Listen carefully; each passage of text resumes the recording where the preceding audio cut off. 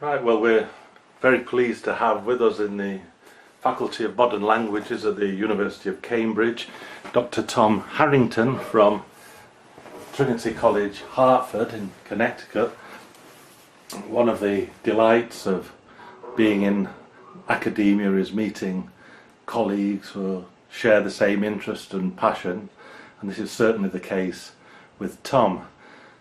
Tom has been particularly interested over the past few years on one aspect of Valencian life, which is that of emigration and the presence of Valencians, particularly in the Americas. So Tom, I was wondering if you'd like to start perhaps with your experience of pursuing this subject in the United States, because I think you were present at the filming of a documentary about the Valencian presence in New York, is that right? That's correct. Actually, I came to the Valencian world a little bit later than most of the other things I've been interested in the peninsula. And I can't quite explain why that is. It took me a while to get to Valencia. But once I did, I became very interested in things. I had looked at Valencian immigration in the Americas mostly through the prism of Catalan immigration to the Americas. And you would see in certain cities such as Buenos Aires or Montevideo that there would be an uneasy coexistence sometimes between Valencians and Catalans in their various social houses. And there would be some Valencians that would throw in their lot with the Catalans and others that would not. And then there would be other cases where a Valencian house would be completely autonomous. But it was really through a friendship with a filmmaker named Julia Esteve, who's a former reporter for TV3 in Barcelona, but is a Valencian, that I got very interested in the question of Valencians in the United States. We began talking one day, and he said he was going to be doing a film about Valencians in, I think the film talks about Valencians in Manhattan, but it's really a misnomer in the film's title, because Valencian in the United States really have some presence in Manhattan and in New York, but really it's a much more widespread phenomenon. And one of the centers of Valencian immigration in the United States is my home state of Connecticut, especially my home city of Hartford and the nearby city of New Britain, which were very important parts of industrial America, the industrial America that we really don't have any longer. But as recently as 50 years ago, these were very powerful industrial cities. The arms industry, for example, is based, or was based, in Hartford, Connecticut. The Colt Company. And many Valencians came to the United States, worked at the Colt factory, and from the Colt factory they would move out to other forges and other places. Els camps estaven als afores de Hartford. Ells treballaven durant la primavera i l'estiu en el tabac, als camps, i a l'hivern anaven a les fàbriques de tabac o d'altra classe o a la construcció. Per a la regió de Hartford va ser una via molt important d'accés a l'economia i al benestar. Treballaven en el tabac primer, aconseguien un lloc de treball no qualificat en una fàbrica. Els seus fills després tenien un treball qualificat en la fàbrica. Els nets ja podien arribar a treballs de coll blanc en les companyies d'assegurances i els bancs i més tard arribaven a ser metges i advocats. Una sèrie completa de graons en l'escala social, i va ser el tabac qui ho va fer possible. Aquell treball terrible, dur, brut, desagradable, que no estava ben pagat, però no havies de saber anglès.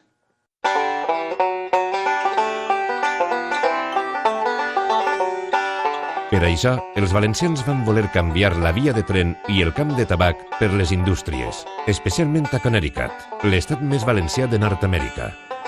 New Britain, la mateixa capital Hartford, Bridgeport, Shelton, Derby, Ansonia o Waterbury són ciutats on l'any 20 vivien i treballaven més de 6.000 valencians.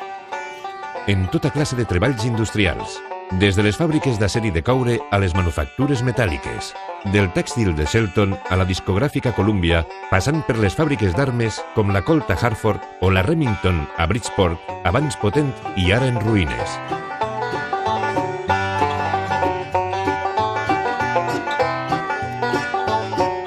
But I think what really struck me in the course of the filming, which I was not present in all of, but I showed up at some of the places where filming was going on, was the poverty that a lot of Valencians, at least the ones that came to the United States, were fleeing from. And this, of course, is the time we're talking about is America as the great melting pot and destination of European immigration. Was the Valencian diaspora in this area as pronounced, say, as identifiable as Valencian as the Italian immigration and other Polish immigration as well? Absolutely not. I mean, it's in terms of finding this story, which Julius Steff has done with great care. He's a journalist by training, but he's gone at this with the care of a real archivist. He did a lot of tracing because the sense of identity of the Valencians, it's kind of an odd thing, and I think we've talked about it at one time or another. They knew very well they were Valencians, it's just what they were.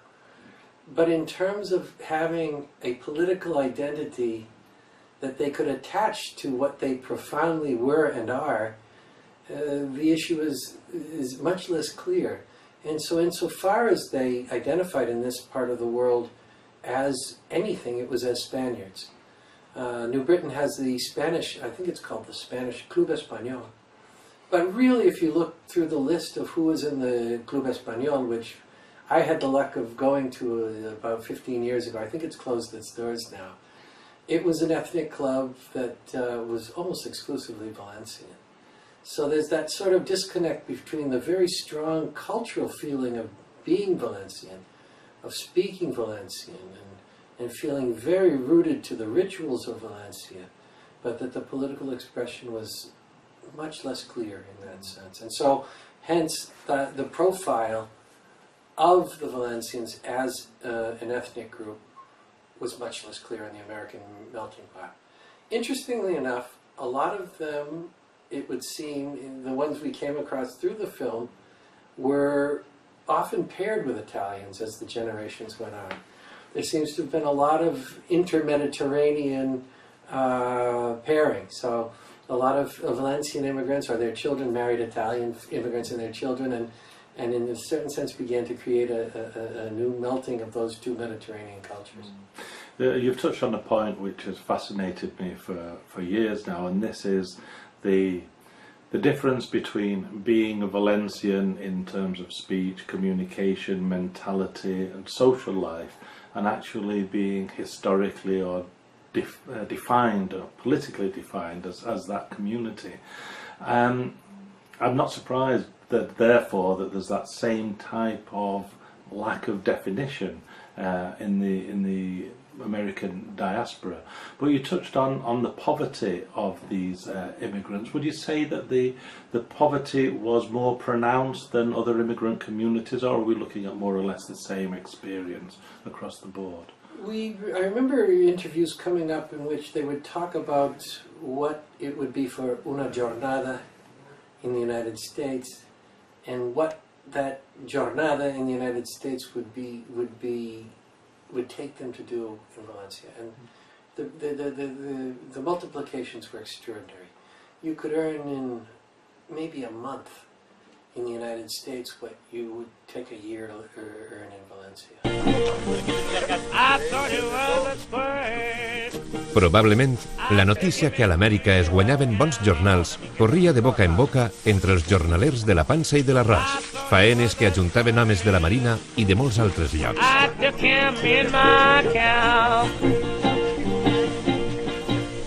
Fins al 1920 hem pogut comptar 15.500 entrades de valencians als ports dels Estats Units i el Canadà.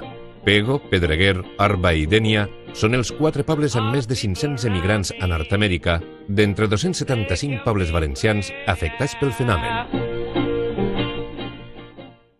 Se'n va a buscar-se una vida millor de la que tenien, que era una vida ruïn. No volia dependre de senyorets, perquè a senyorets sempre hi havia que llepar-los, com aquell que diu. No podien suportar el tindre que estar sempre pegant la cabota. A la dona, a ma abuela, li dia: Rosa, em diuen per ahir que hem posat a la xiqueta en amo, i no era veritat. No volia que li ho digueren les persones, i no ho volien. I ma abuelo li va dir a ma abuela: saps què? Agarrem totes les xiquetes i m'ho anem a Amèrica. Lo que volia era comprar-se algun bancalet M'abuela Patrocinio se'n va anar allà als Estats Units perquè no li apanyava molt la faena que feia així en Espanya, que era anar al bancal i les faenes de casa. Mon pare tampoc li agrada molt treballar la terra. Tenien casa hipotecar i no podien pagar els deutes que devien a la farmàcia. Va arreglar una finqueta, però veu que devia diners, saps? I se'n va anar allà a veure si es desempenyava.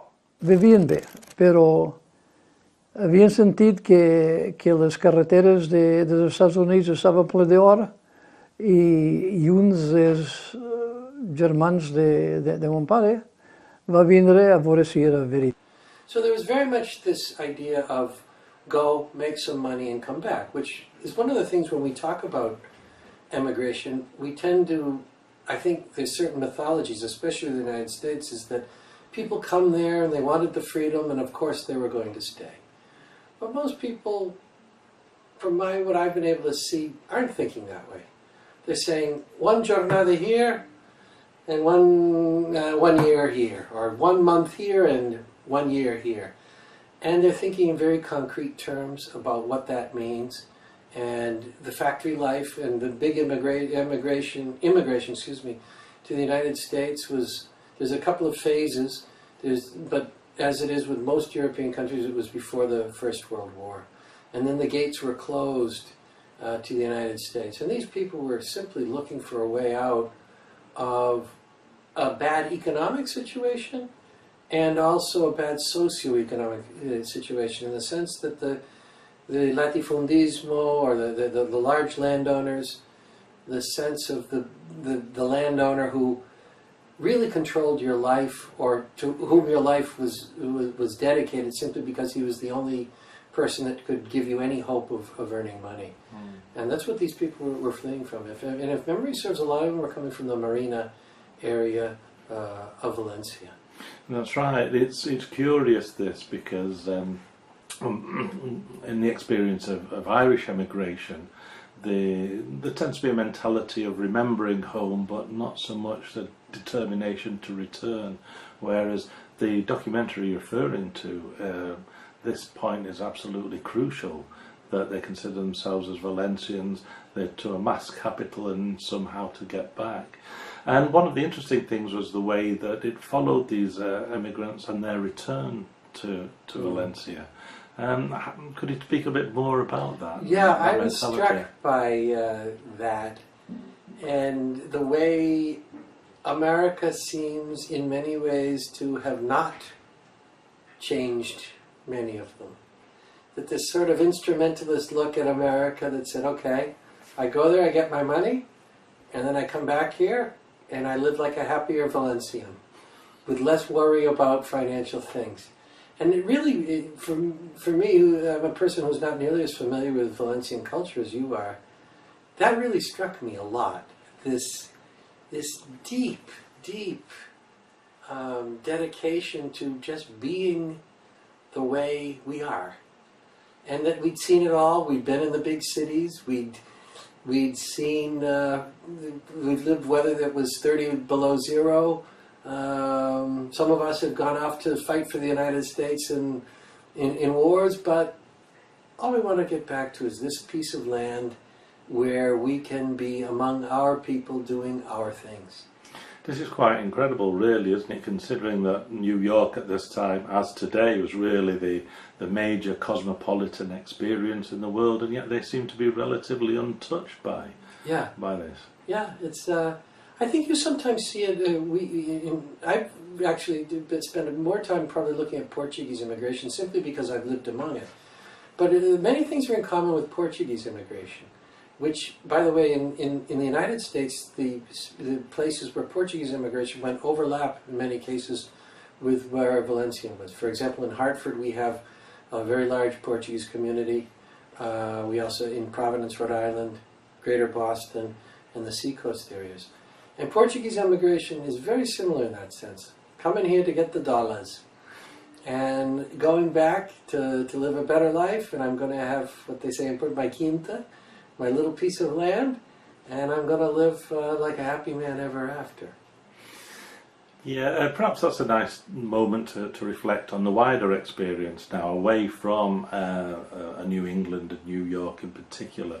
You mentioned the Portuguese. Is there any other areas of the Americas where the Valencians made a foothold? And there has been in Puerto Rico, is my understanding, an important area, and that comes. But I'm thinking of the West Coast. In the Portuguese case, you have a strange case. You have a divided Portuguese emigration pattern, where you have New England, New York, Toronto, Canada, of all places, which tends to be a later emigration, and then, strangely enough, you have the Central Valley of California and Hawaii.